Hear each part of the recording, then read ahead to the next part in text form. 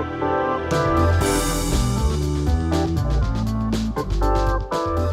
morning, I'm Tim Carter, I'm a Client Portfolio Manager on npower's Optimisation Desk. Welcome to this morning's market update on Thursday the 23rd of April.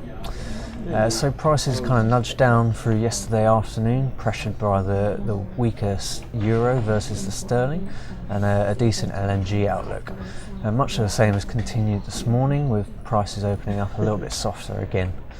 The key drivers to watch out for today: line pack currently forecast around 6 MCM long, helped by lower demand. Number two, we've got more poor European data, economic data out today, which is pressuring the euro further. And number three, oil prices remain supported despite more US inventory builds yesterday. Those are the main headlines. If you'd like any more information, please contact us on the email address provided. Otherwise, please continue to watch for a bit more detail.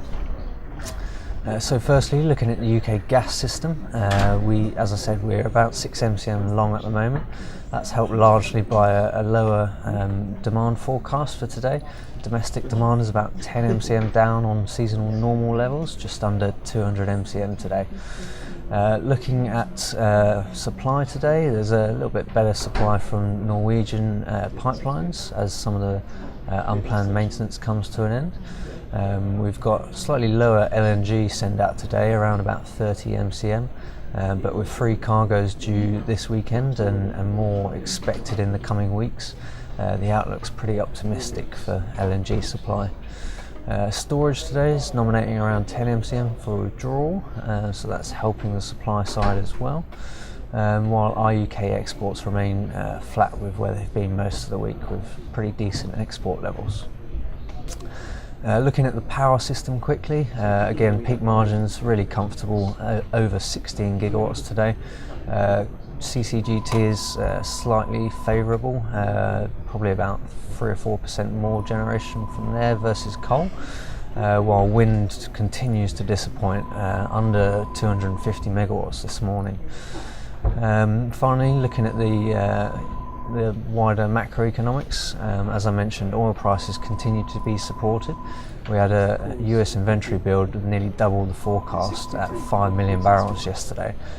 But despite this, as Cushing, the large US storage site, their builds weren't as big as expected, so prices actually picked up.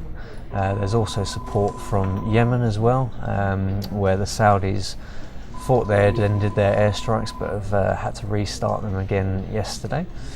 And then finally on the FX markets, as I mentioned, the pound has been strengthening against the euro this morning, with poor economic data out of Spain, France and Germany, and both currencies have been doing a little bit better against the dollar as well.